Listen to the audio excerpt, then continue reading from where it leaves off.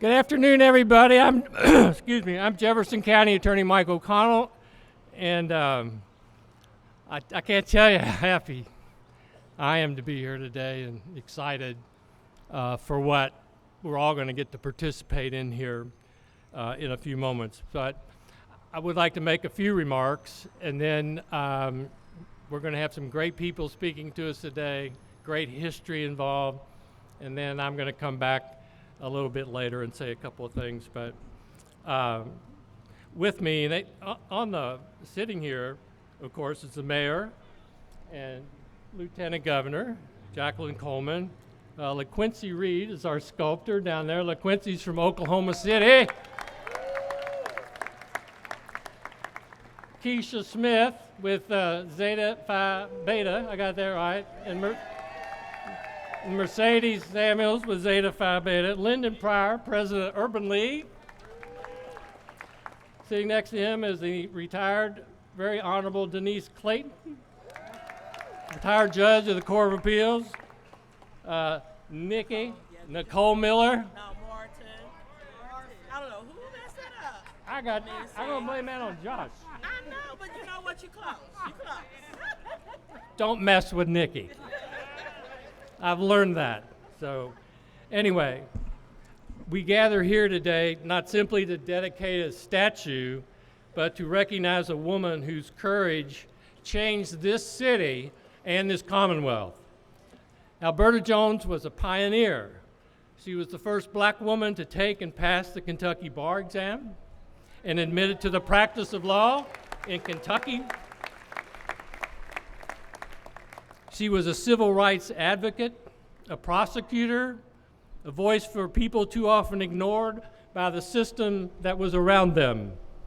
She achieved remarkable things during her lifetime, yet her life was cut short by brutal murder in 1965, and her murder remains unsolved to this day. Today, we do more than remember her. We acknowledge that her contributions deserved recognition long ago. This statue stands as a permanent reminder that courage matters, justice matters, and history must tell the whole story, the whole story. So again, thank you. We will begin the program with folks, and I must tell you, Nikki, will she get mad if I tell you about how old she is? Laura? No. Has she had her 90th? It'll be July the 15th. Okay. Alberta's, I call her the kid sister. His name is Flora Shanklin. Trust me, this occasion meant so much to her. And she's in the hospital and cannot be here today. But I have from my office, Missy Hyde-Smith there is working on something above my pay grade, live streaming this to her at the hospital, all right? So say hi, Flora. Hi, Flora.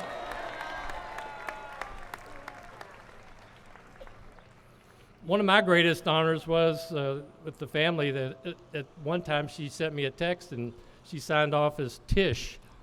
And I said, Flora, who's Tish? She said, well, that's me. I said, well, that's the first time I ever heard that. She said, my good friends call me Tish, Mike, and you may call me Tish. So that was a bonus. So what I'd like to do first is introduce our wonderful mayor, Craig Greenberg, who was a great help. His office and their treasurer, great help in making this happen. And so, Mayor, the floor is yours. Thank you. Well, thank you so much, Mike, and good afternoon to everyone. It is wonderful to have a gathering to celebrate the life and legacy of an amazing woman whose legacy continues to still shape our city in so many ways to this day, Alberta O. Jones. And I want to start by thanking everyone who helped champion this project. As Mike was just mentioning, Alberta's family, her sorority sisters, the Commission of Public Art, and I also want to give a big shout out to Mike O'Connell.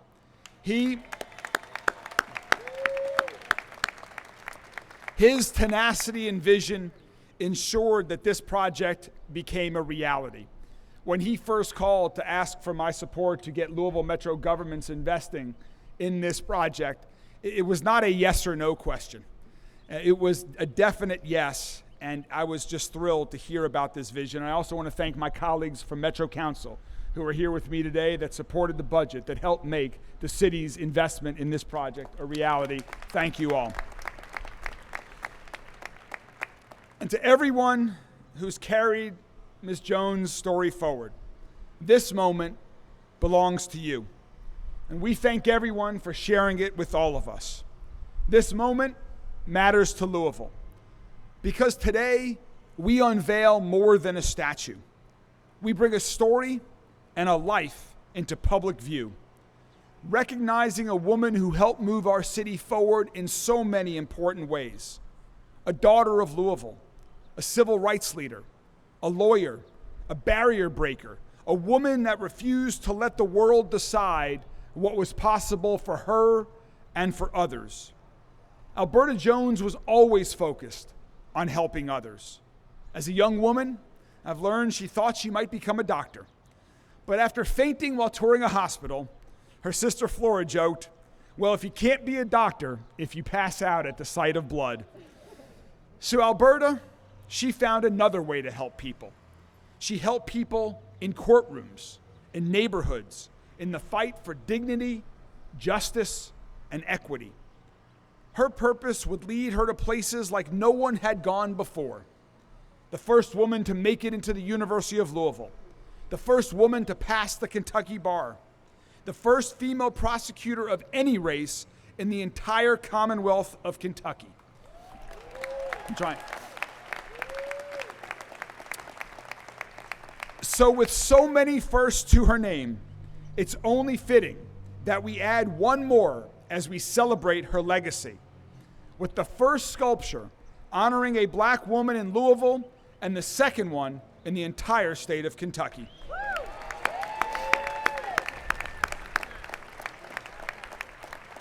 Alberta's remarkable achievements did not happen by accident. They took strength. They took purpose. It took courage for Alberta to challenge possibilities by opening doors that the world tried to keep closed.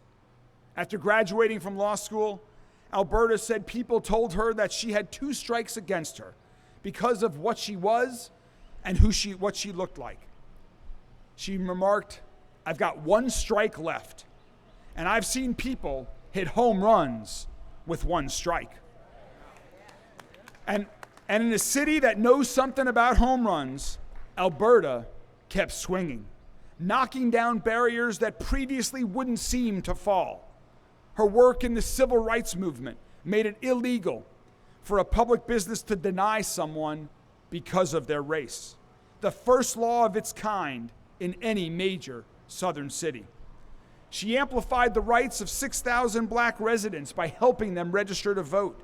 She helped secure the financial future of a talented young boxer long before the world knew him as Muhammad Ali. 2 Louisville icons destined to meet at the intersection of purpose and history. In 1965, a headline in the local paper described Alberta as, quote, "hard to keep up with" after she became a prosecutor. And as Alberta kept moving forward, Louisville moved forward too.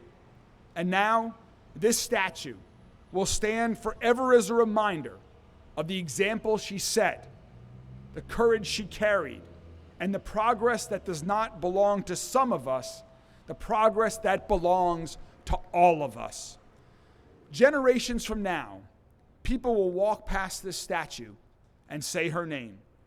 When they do, they'll learn about a woman who was told the odds were stacked against her. She had 2 strikes, and her swings changed the game entirely. That is Alberta Jones' legacy. And now, it's up to all of us to continue to build the Louisville where everyone is valued, where every contribution is recognized, and every citizen sees themselves reflected in the future of this city. That is her legacy, And that is what my hope is for all of us here today, and all of us around the city and state can continue to do to carry Miss Jones' legacy far, far, far into the future. It is now my honor to introduce another trailblazing woman, someone who shares the values of Alberta Jones, someone who is working hard for us here in Louisville and hard for us across the entire Commonwealth of Kentucky.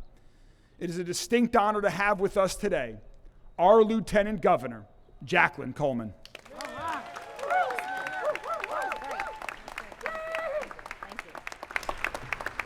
Thank you so much. I always say this, I thought the governor was a hard act to follow, but goodness, Mayor. But good afternoon. It is such an honor to be here with you all today. And again, I want to say a special thank you to Mike O'Connell for his vision, for his tenacity, and for getting this job done because, man, it is long overdue. You know, one of my favorite roles in this job as your Lieutenant Governor is the Kentucky Commission on Women. And one of the things that we got to do last year was to continue Alberta O. Jones' story by officially inducting her into the Kentucky Women Remembered Hall of Fame in the Capitol.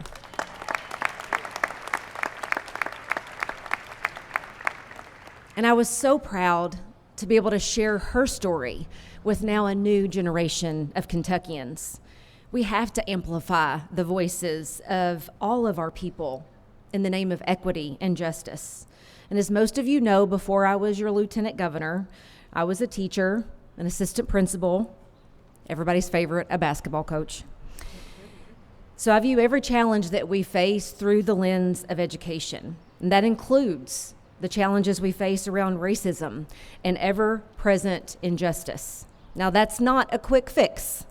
It takes time and real effort.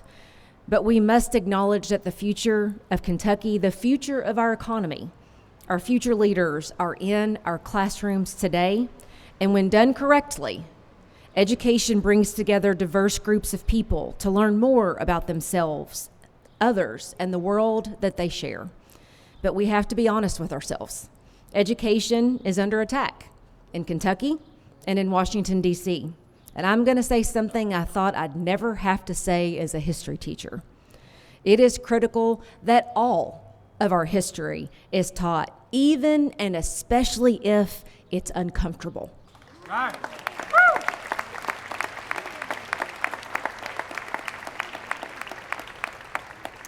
Because you cannot celebrate Dr. King on a Monday in January without acknowledging the brutality of Alberta's murder.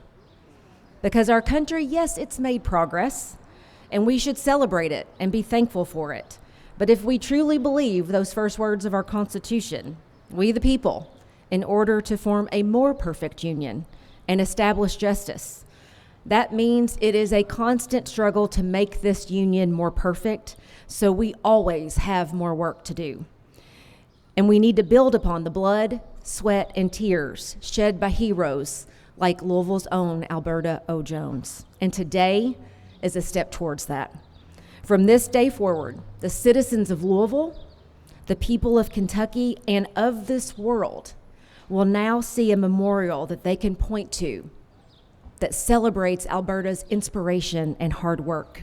And I'm here to promise you that so long as Governor Beshear and I are in Frankfort, we will show up, we will stand with you shoulder to shoulder and continue this fight for justice in Kentucky and across this country.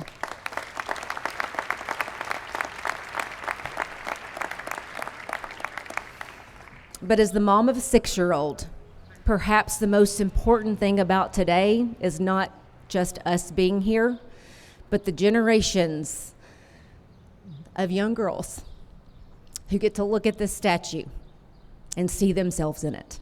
That is powerful. That is so powerful.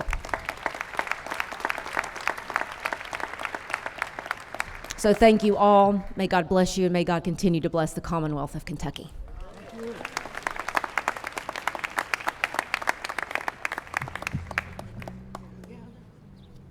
Thank you, Lieutenant Governor and Mayor. Great remarks, and so grateful that you both are here.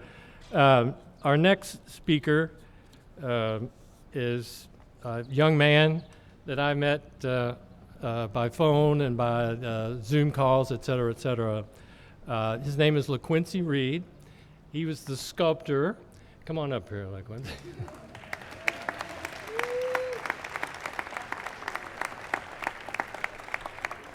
LaQuincy was the sculptor of this beautiful statue you're going to see shortly, and he's got a resume that will, knock your socks off. But I just wanted to say a couple of things about him. He was a teacher for quite some period of time, and after his time as a sculpture assistant, LaQuincy worked in the public schools as an art teacher for 9 years. He taught middle school and high school art in Oklahoma City public schools system and in, apropos, Jones, Oklahoma. Is that right? Yep. Okay. Through the years as a teacher and assistant, he built his portfolio and career by entering juried exhibitions across the country from New York City to California and through commissioned art. He is a man of great talent, and he's a man of great caring. We got to become, I think, pretty good friends through this process from afar, and he was just wonderful to talk to on the phone and wonderful to talk to about the statue and what he was doing. And then he educated me like he would his students about what was going on and how it was to take place. So I am so glad he and his wife Anna, wait, there she is, were able to make it to this dedication. So, LaQuincy Reed.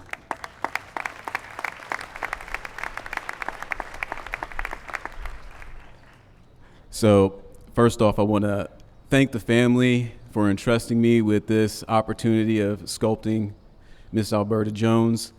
I'd also like to thank her sorority, the Zetas, for entrusting me with this opportunity as well, and for Mike O'Connell and the city of Louisville for, providing this opportunity for me to be here and to sculpt this sculpture for the community. I do want to say that one thing that's really stood out with the mayor's speech was legacy, and with every sculpture that I sculpt, I know that I'm leaving a part of a legacy in the works that I make, but even more importantly through that, the people that I love, the people that I care, the people that I educate, the people that I meet through my artistic career, I hope that I'm leaving a little bit of a positive legacy in their own lives.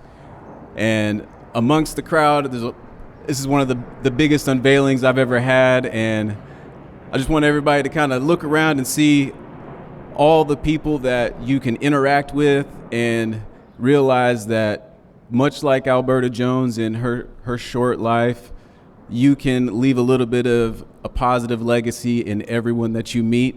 So I hope that everyone takes that with them and enjoys the sculpture. Please come up to me and say hi, because I get really awkward at these things. So please, please, please come say hi to me. Thank you.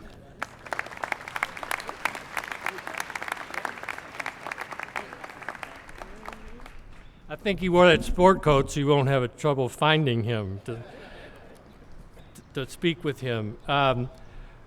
These women back here in the blue and white, they are the women of Zeta Phi Beta sorority, which was Alberta's sorority.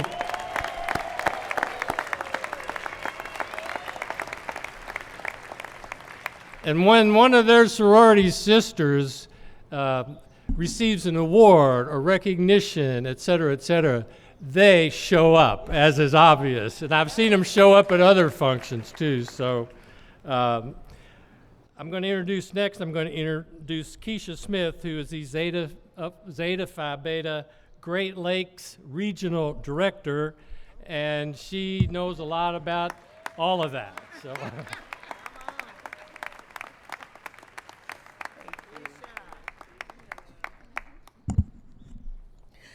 To Mike O'Connell, to Flora Shanklin and the Alberta Odell Jones family, On behalf of Dr. Stacy N.C. Grant, the International President and CEO of Zeta Phi Beta Sorority Incorporated, to Norma C. Dardis, 18th Great Lakes Regional Director and the Regional Historian, to Ira Ebbs, the 19th Great Lakes Regional Director, Michelle Porter Norman, the 23rd Great Lakes Regional Director and the International Historian, Brunhilde Williams Currington, the past International Parliamentarian, to Dr. Ebony S. Muldrow, the Kentucky State Director, to Mercedes Samuels, President of the Eta Zeta Chapter, to Vivian Landrum Clayton, President of the Finer Pearls Foundation, to Dr. Sharice Moore, President of the Beta Alpha Xi Zeta Chapter, to all international, regional, state, and local elected and appointed officers of Zeta Phi Beta Sorority Incorporated,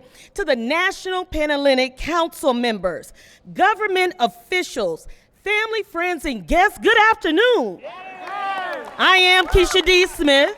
I am the Great Lakes Regional Director of Zeta Phi Beta Sorority Incorporated, and it is my distinct honor to greet you on behalf of our region in Zeta. Alberta Odell Jones was a pioneering attorney, an educator, civil rights icon.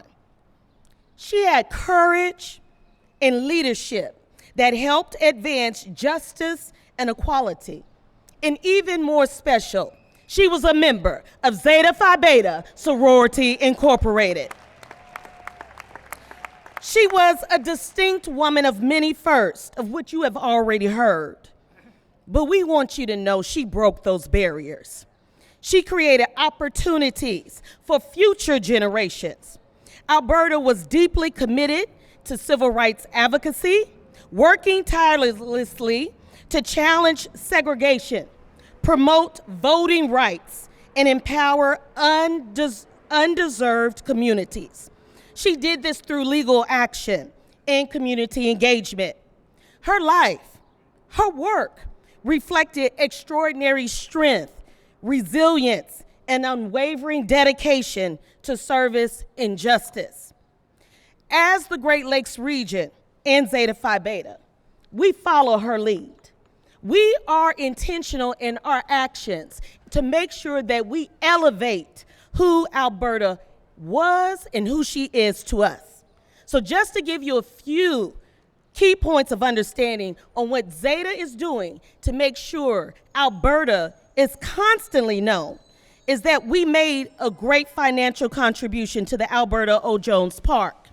In 2024, I brought my conference here, the 89th Great Lakes Region Leadership Conference, and we dedicated that conference with over 1,100 registrants to Alberta. We made sure that we have a commemorative pin that anyone can wear, because we want you to be a walking billboard for Alberta.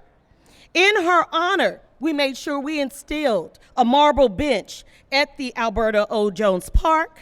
We made sure we had a historical marker so you can read about her family and her life. We made sure that we established a scholarship specifically in Alberta's name, and all of this is with the permission of her family. And so it was at that time that we made sure a $5,000 scholarship is provided in every city we hold our conference. And I'm proud to share that to date we have 4 recipients who walk around with Alberta's pin and funds to further their education in any endeavor.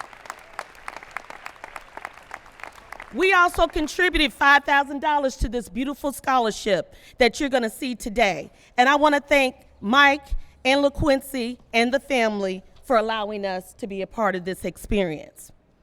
I want you to know that when I used to be the Kentucky State Director, I asked the international historian at that time to come to Kentucky and help elevate and educate and amplify about the finer women who have made a distinct difference in the lives of community residents and Zeta. And she brought to us Alberta O. Jones. Her name is Norma C. Dardis. She is here today with us, and it's because of her that we stay on this journey about Alberta. Today, Alberta has a legacy that's not only enduring to us, but significant. She continues to inspire us. She continues to advocate. She continues to make sure that we pursue equity, courage, and transformational change. Again, I want to thank Mike and Miss Flora and the family for allowing Zeta Phi Beta to stay connected to Alberta. And I specifically want to say thank you to Miss Flora Shanklin for always making sure that we are steadfast in the legacy of Alberta. Good afternoon.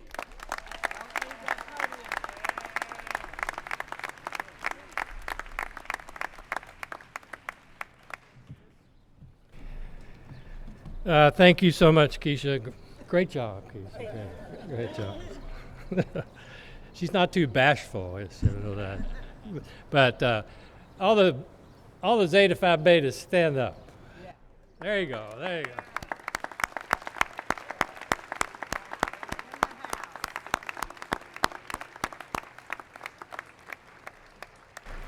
We are so glad you are here. Our next speaker is Lyndon Pryor, and Lyndon is the president and CEO of the Louisville Urban League. And he is a quiet and smart and serious advocate for those that he represents at the Urban League. He contributes his writings and other things and the soles of his shoes in working for those that he tries to help on a daily basis. So, Lyndon, the floor is yours.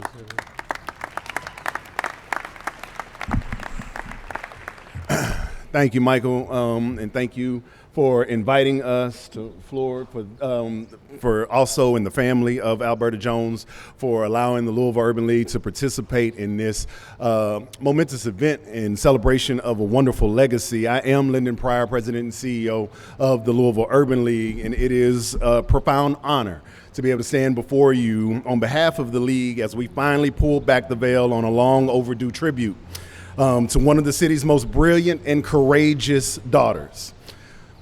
Standing here in front of the Hall of Justice, the location could not be more symbolic. For Alberta O. Jones, justice was not an abstract concept, it was her life's work. Alberta was a woman of extraordinary brilliance and intellect and a trailblazer of many firsts, as you've already heard here. But for us in the civil rights movement, Alberta was more than just a brilliant lawyer. She was a sister in the struggle. She was a dedicated member of the Louisville Urban League as well as the Louisville branch of the NAACP. And she didn't just practice law, but she practiced democracy. Following the March on Washington, Alberta returned to Louisville and founded the Independent Voters Association at a time when the ballot was a battleground. Alberta rented voting machines and held classes in order to teach African-American Louisvillians how to use them. Her efforts registered over 6,000 black voters, a tidal wave of civic engagement that effectively changed the political landscape and leadership of this city. And so with that, I'll say, have you voted?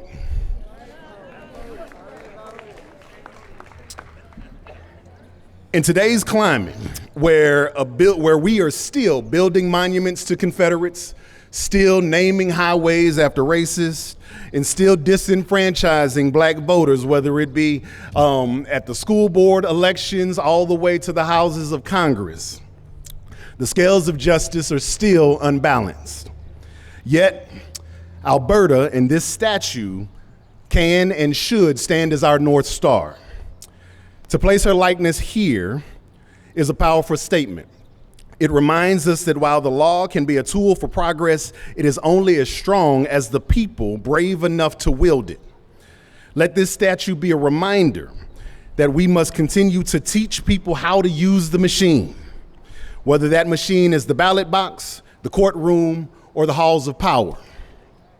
The Louisville Urban League is proud to have contributed to this monument. We see Alberta's legacy every day in our work, in our commitment to economic and racial equality and equity. When you look at this bronze figure, do not just see a woman from the past, but see a challenge for our future. Alberta Jones sought justice for everyone. Today we honor her with this statue, but I believe that the greatest honor we could have, or that we could do or confer upon her, is to actually complete her work and to see that we have true justice for everyone across this city and across the Commonwealth. Thank you all.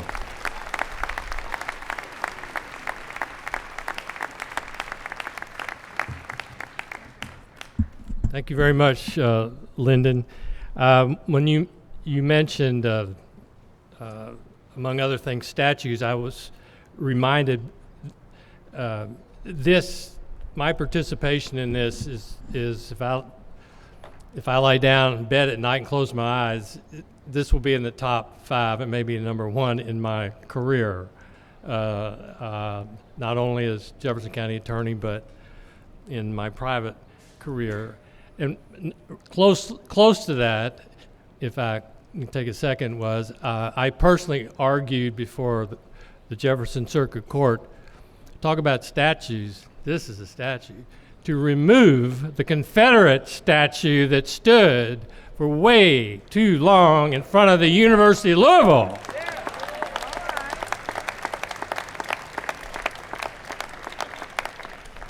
When I walked in that courtroom that day, it was full of these people with stickers on their shirts and blouses saying, "Save the statue."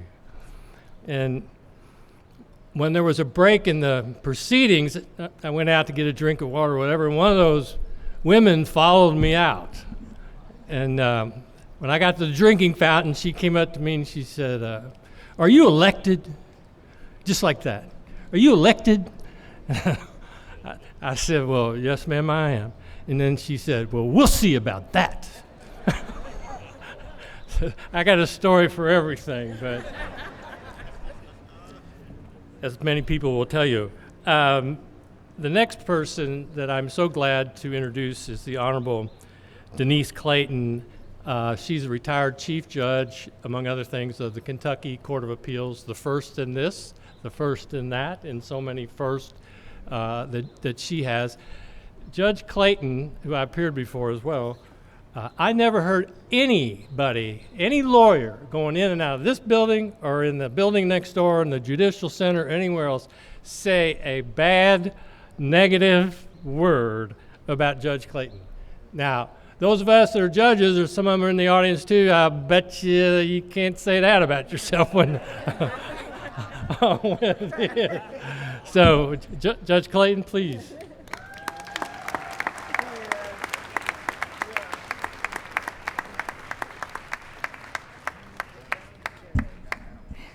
Thank you. I really appreciate being asked to speak here today. I'm so glad I had the opportunity for a while. I thought I was going to be unavailable, but it's an honor to be here. And you've heard all the things about Alberta Jones, but I want to tell you something else. I was a young teenager, when Alberta Jones was killed. And I can't tell you how crushing that was, how frightening that was, because she was walking the areas and the streets where I had walked, where my family had walked, and it felt as if someone in my family was killed. And not only that, soon thereafter, there were other black women who were killed, and the murders were not solved. So it was a frightening, chilling time. And when I think of Alberta Jones, that's the first thing I think about, is that impact, that sadness, that fear that came over me at that point.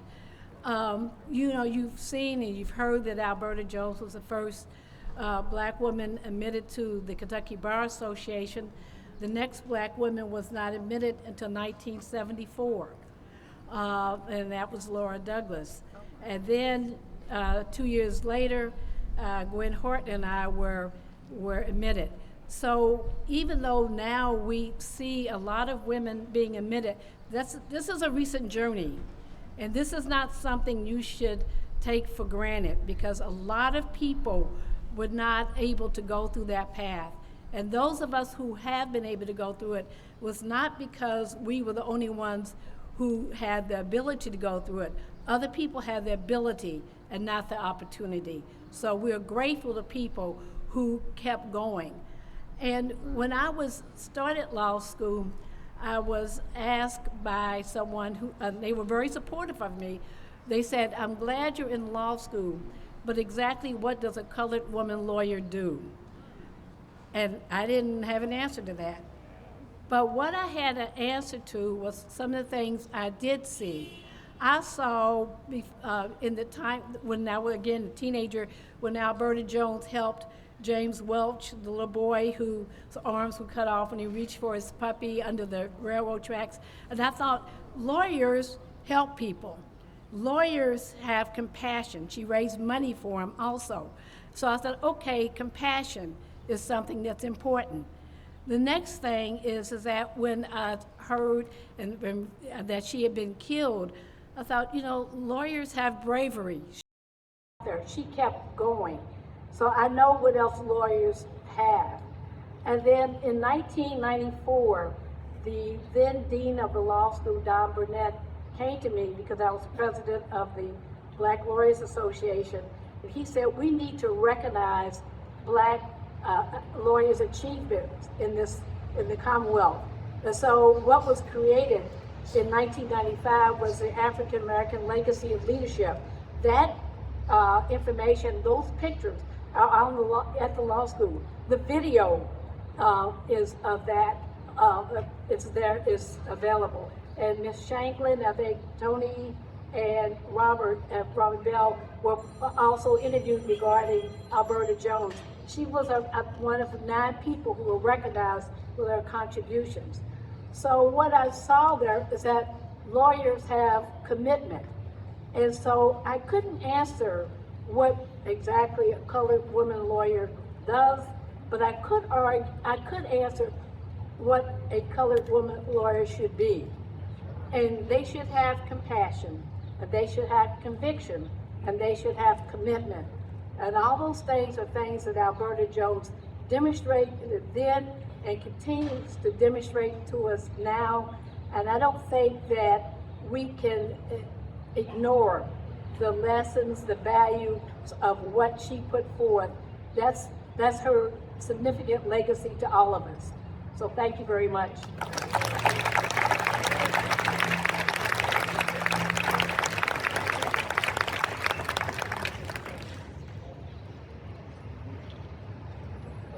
Next, I would like to introduce Mercedes Samuels, who is the sorority chapter president here, the hometown girl, right, of this sorority, to yet again talk to you about Alberta and what she means to you all and what you mean to her family, things like that.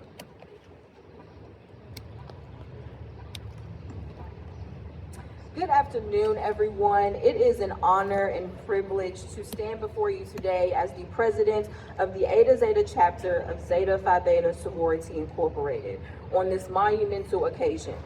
To the Alberta O. Jones family, to Attorney O'Connell, Sculptor LaQuincy Reed, our Madam Regional Director, our Madam State Director, to the Finer Pearls Foundation, and to the Eta Zeta chapter, thank you for all of your work to get to this moment.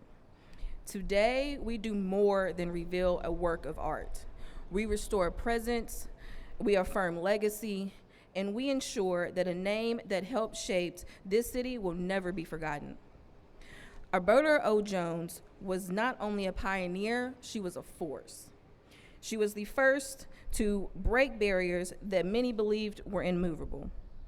She stood firm in rooms where she was not always welcomed, yet she made space not only for herself, but for generations to follow. She was a trailblazer for this city, yes, but her impact reaches far beyond Louisville. Her courage, and from the stories I've been told, her brilliance and her unwavering commitment to justice echoes throughout this nation and throughout the world. She showed us what it means to have purpose, to challenge systems, to demand equality and equity, even when the cost is high. As members of the Eta Zeta chapter and as this community, we take seriously the responsibility to keep her legacy alive. Today is a declaration that her story matters, her work matters, and that she matters. We will continue and always give Alberta O. Jones her flowers, not just today, but every day. By speaking her name, by sharing her story, and by walking boldly in the paths that she helped pave. Let this statue not only be a symbol of remembrance, but a call to action. A reminder that there is still work to be done, and that we all have a role to play. May every person that walks past this monument be inspired. May every little girl who sees and understands that there is no limits to what she can achieve. And may we leave today committed to honoring Alberta Odell Jones, not just in our words, but in our actions. Thank you.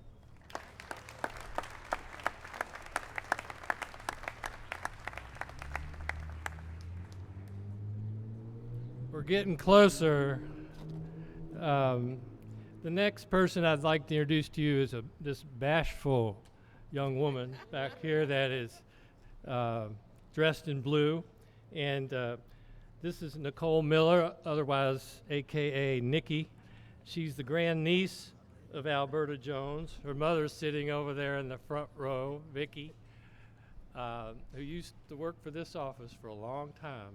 So I've really enjoyed meeting Nikki, listening to her enthusiasm, and she's, as I said, she's so bashful about everything. So, Nicole, what are you doing? Whichever one. Thank you. But I'm gonna start it off a little bit different. Because if I don't take you to church, then it ain't right, because Alberta believed in her church. So the first thing that we are going to say, to God be the glory for all the great things that he has done. Because without him, there would not have been no Berta. And to my grandmother who is watching, I hope that I make you proud. Because she wanted to say that she is so sorry that she could not be here today to share in this moment, to give back to those who had given to her sister. Because without you all, and especially without our wonderful county attorney, a lot of this would not have been made possible. Let me give you a little bit of the story of how this actually went down. So we're leaving, okay, because I like to tell the stories. So we're leaving and we're driving down the street. And I turn around and my grandma goes, Nikki, ain't that Mike over there? And my mom goes, yeah, that's him. Pull over. And I said, oh, okay, here we go. And poor Mike and poor Josh, they was just leaving a meeting. And he said, Flora, is that you? She said, yes, Mike, it's me. Now I want to know how we standing with this statue. He said, well, Flora, you know what? Let me. When I get back to the office, I'm going to go on ahead and I'm going to get on that. So he starts getting, calling and stuff. And then the next thing you know, the regional and the Zetas, they had their, what was it called, Keisha? Because you had the regional leadership conference. So they was like, okay, this is what we're going to do. And Mike said, well, yeah, I need this to happen. And Keisha and Marseille, we all meet in what is now the Alberta O. Jones conference room over at the at the county attorney's office. So all the wonderful minds come together, and he goes on and he says, well, I reached out to this sculpture, and I reached out to this sculpture, and, and even though I am the county attorney, they not calling me back. We said, what? They not calling you back, so how they gonna call us back? So about that time, the final women said, you know what? We know someone.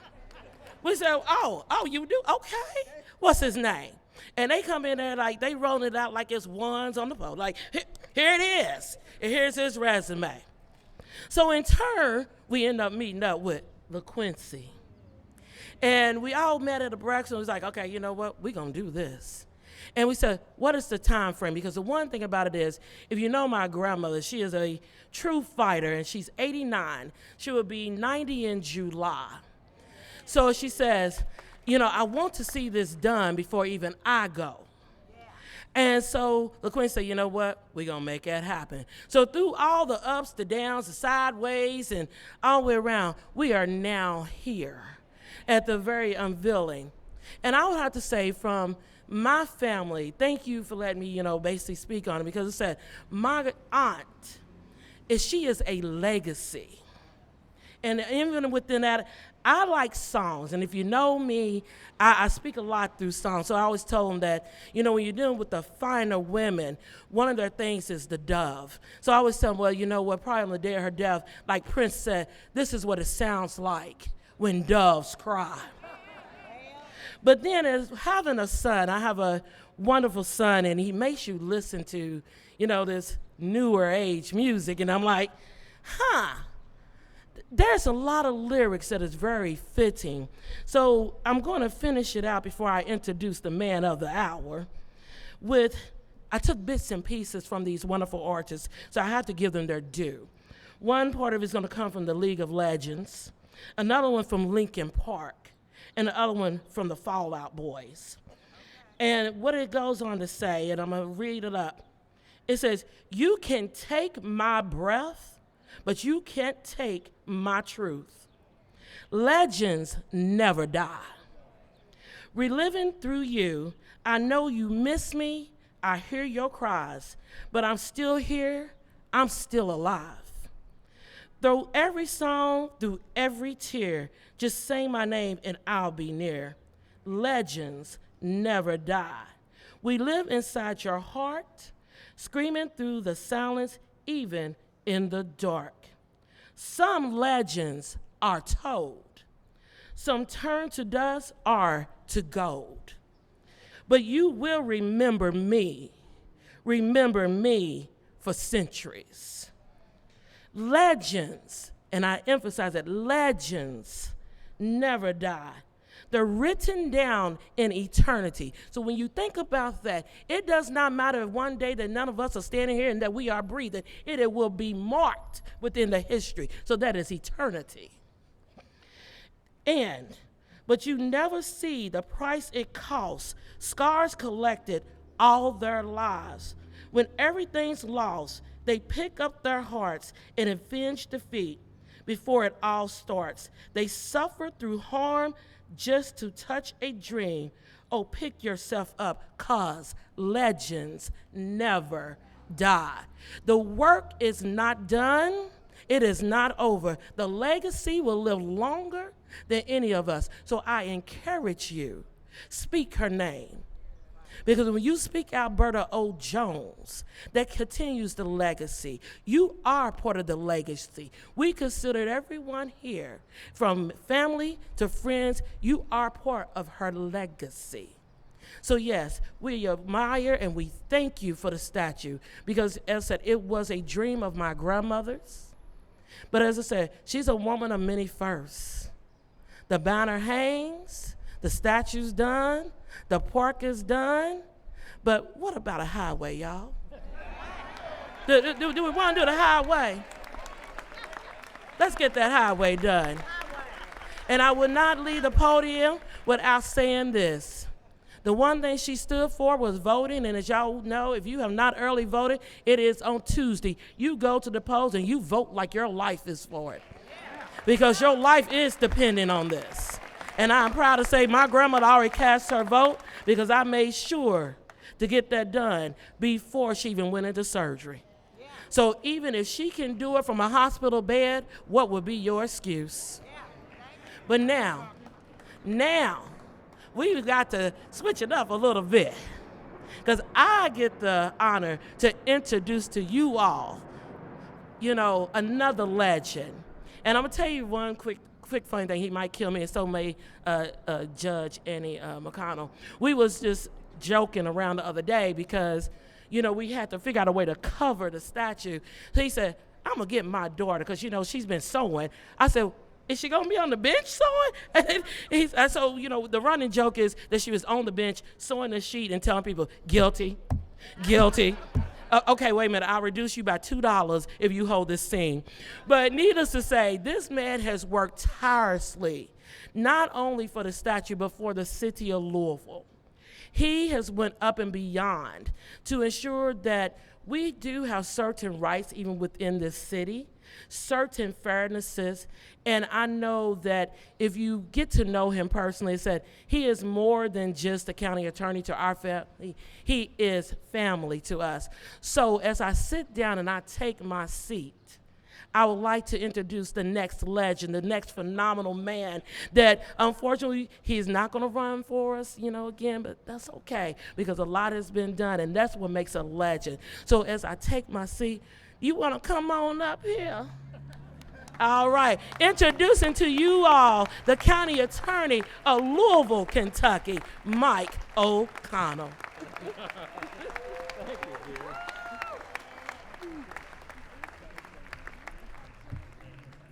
Man, that was worth the whole day there. Before I begin, I do want to tell you I'm the last speaker today, and after this, those of us that are going to do this, we're going to go over there and unveil the statue.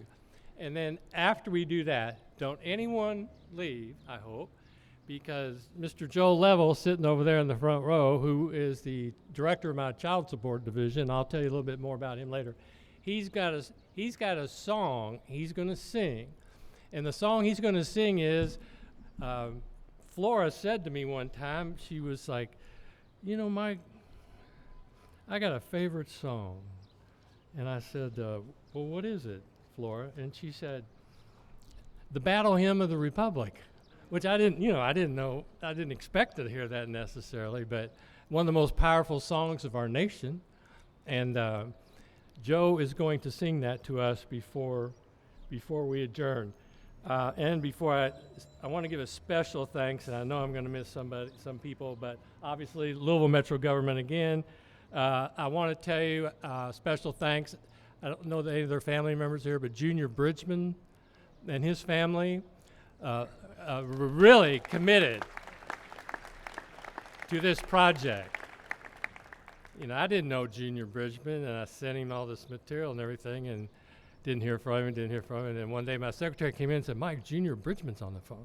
I said, well, I think I'll take that call, And it was just wonderful. And again, he's someone that left us too early. But the Louisville Bar Foundation, and I know Charles Stouffer is here. Put your hand up there, Charles. He was president of the Louisville Bar Foundation when they made a substantial contribution. Jessica Kincaid, where are you, Jessica? Right behind me. Jessica Kincaid is the executive director of the Commission on Public Art here in Louisville, and she's been a great help. I don't think Scott Boyer, the foundry, Scott's not back here, I don't think. He was a wonderful help. And Brian Medley, who is the head of facilities that made all of this work. And you're sitting on probably the cleanest that the Hall of Justice has looked. I'm serious, about 40 or 50 years. And I told him, I said, this place looks like, I won't say what I said, and I said, we're not going to put this statue over there in this Hall of Justice until this entire plaza and everything else is taken care of. And David Nicholson's here, I know. He worked on getting the railings and everything painted, our circuit court clerk. And so he called me one day, several weeks ago. He said, I got some people that are going to come down and pressure wash that and clean that plaza up. I said, great, Brian, I really appreciate it. He said, guess when they're going to do it? I said, well, I don't know. And he said, Derby Day, because it wasn't going to be too busy down there that day. So this, what we have here is as beautiful as this has looked. So thank you to everybody. Barbara Sexton Smith, Ken Herndon, right there. They were the council members, or the council leader in this district here. A lot got accomplished, and Ken's he's going to do great things while he's here too. So I'm going to say a few things, and I'm so grateful. Gratitude is my sort of the biggest thing that I feel today. For the family, for the city, for our profession, everybody that's here. But we gather here today not simply to unveil a statue, but to correct a silence. For too long, the name of Alberta Jones has not been spoken with the force it deserves. Not in our public spaces, not in the places where justice is supposed to live. Today, that changes. Alberta Jones was not just a lawyer, she was a pioneer, and you've heard that. She was the first black woman to pass the Kentucky bar examination, and I can identify what those are like, and was sworn in by the Kentucky Supreme Court. She was a prosecutor, she began law practice, and I'll pause and tell you a little thing you like to know about her law practice. She's down on West Broadway in her law office with Darrell Owens one day, and this handsome young black man walks in, and Alberta said to him, "Can I help you, young man?" He said, "No." He said, "I just came in here to see what a black female lawyer looked like." And that man was Cassius Clay. It sounds like him, doesn't it? So she said, well, young man, if you come back here and you need some help, you'll need to bring your mother and father with you, because the Asian majority was still 21, and he did. And she represented Alberta, and there was a generous group of businessmen in the community who were going to help him financially to start, and Alberta represented him in all those discussions with all those white businessmen, and she insisted that there be a provision in that contract that 15% of his earnings go into trust, which he could not access until he was 35. Now, how is that? Talk about the first black sports agent, too, if you want to. And she did this work in a time and in a system that was not built for her. She walked into courtrooms where she was not expected. She spoke in rooms where she was not welcome. And she did it anyway. She did not wait her turn. She did not lower her voice. She did not ask permission. She demanded justice. And for that, for standing up, for speaking out, she paid the ultimate price. In 1965, shortly before her 35th birthday, Alberta was kidnapped and brutally murdered. That crime remains unsolved. Unsolved. Let that sit for a moment. A lawyer, a public servant, a black woman who stood for justice, taken, and no one ever held accountable for what happened. But today is not only about how she died, it's about how she lived. Alberta stood at crossroads in history, and she chose courage. And in that, she stands in the tradition of those who came before her. Women like Harriet Tubman, who did not ask whether the path was safe, only whether it was right. Alberta Jones understood that same truth in her own time, that injustice survives not only through force, but through silence. And she refused to be silent. I want to take a moment to acknowledge something important. As we all know, this statue did not just happen. It stands here because people, and many of you are here today, stepped forward and said her story matters and needs to be told. Her life matters. Her legacy matters. You gave your time, you gave your resources, you gave your voice, and I want to thank you because your support made this moment possible. I want to also say a word about my own role. I, of course, did not know Alberta Jones personally, and the time I've spent doing this, many times I would close my eyes and say, I really wish I had known her. I really wish that I had been in the courthouse with her. I really wish that I had had coffee with her or anything, but that would have been just remarkable. But I know the path she walked because I've walked into these same courtrooms. I've seen the system from the inside, and I understand what it takes to stand up in that space and insist that the law live up to its promises. Helping bring this statute into existence has been one of the most meaningful efforts of my career, because this is not just about honoring the past, it is about confronting the present. There are those who would prefer we remember history in softer tones, that we smooth the edges, that we make it comfortable. But that is not truth. That is not the truth. And today is not about comfort. Today it's about clarity. Alberta Jones lived in a time of deep injustice. And while we have made progress, we are not finished. And we continue to debate, even in our own time, the meaning and reach of equal justice under the law. We've been debating that ever since I remember in grade school. You got to keep still talking about it, still fighting over it, still preaching about it. Shouldn't be necessary, but it is. A recent decision of the Supreme Court of the United States of America affecting the protections of the Voting Rights Act of 1965 remind us that rights once secured are not necessarily rights permanently preserved. The law evolves, courts change, and each generation is called upon to decide whether the promises of democracy will be broadened or whether they will be narrowed. And the year 1965, the year of the Voting Rights Act, and the year of the murder of Alberta Jones, you will never convince me that they were not connected. You'll never convince me that they were not connected. Alberta Jones understood that progress in this country has never been automatic. It has always required vigilance. It has always required courage. And it has always required citizens and lawyers alike who are willing to insist that the Constitution of this country belongs to everyone. Not those with just the most money and the most privilege. It belongs to everyone.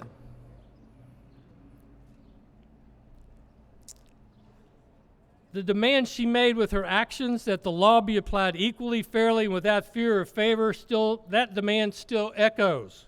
And so this statute, standing here at the Hall of Justice, is not just a tribute, it is a challenge to every lawyer who walks through these doors, to every judge, I hope Annie's listening, who takes the bench, to every public official entrusted with power.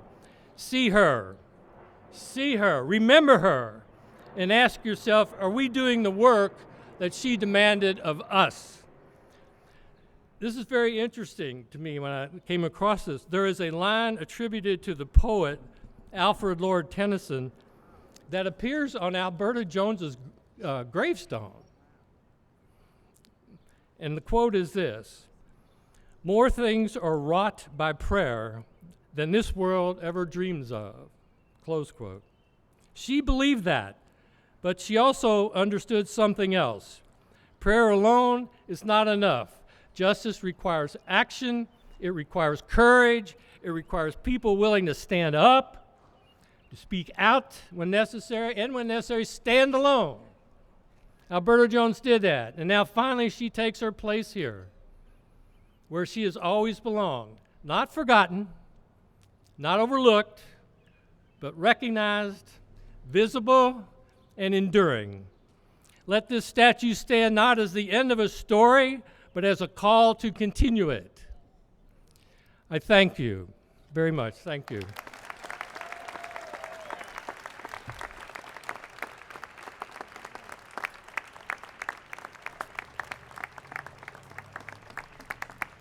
Before I go, please be seated. Before I go, Flora cannot be here, as you've heard. And she's the sweetest thing. And when she said I could call her Tish, she doesn't know what that meant to me.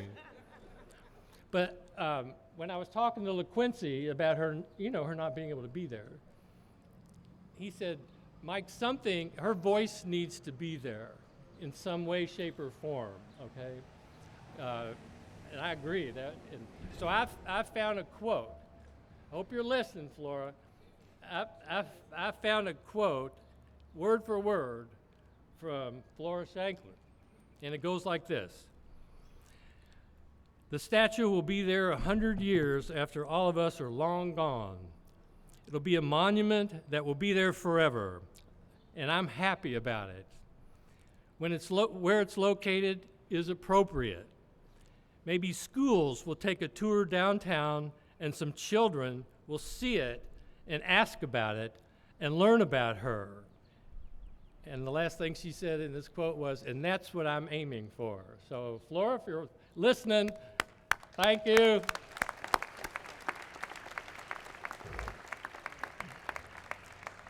So if I have this right now, family members, Vicki, if you can't make it, I get it, that's all right. But Tony, all right, we're going to gather over here and we're going to unveil this beautiful statue.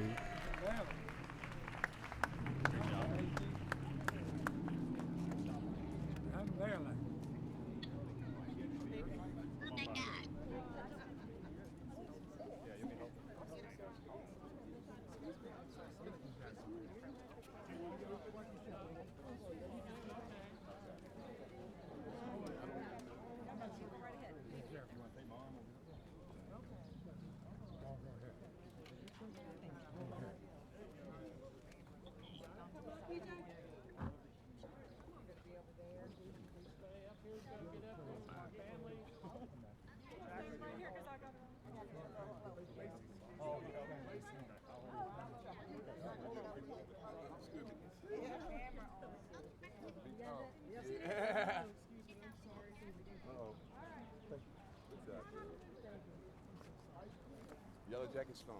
We ain't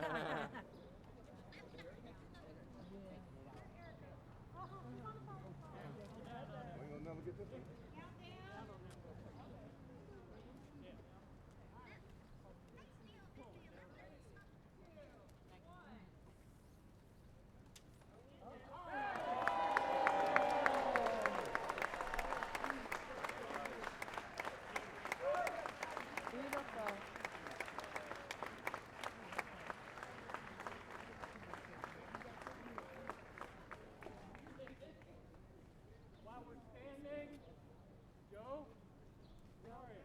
Don't let it blow. Right there. Yeah. Joe, you want to come up here? I'm good here. You're on the mic. Mike, good deal. All right. You're on. Mine eyes have seen the glory of the coming of the Lord. He is trampling out the vintage where the grapes of wrath are stored. He has loosed the faithful lightning of his terrible swift sword. His truth is marching on. Glory, glory, hallelujah. Glory, glory, hallelujah. Glory, glory, hallelujah. His truth is marching on,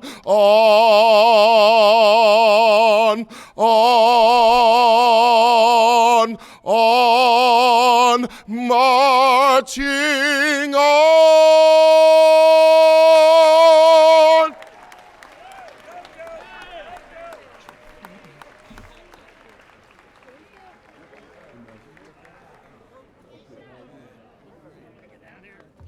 Thank you. Great job. For those interested, is this still on? Is this still on? Is this still on?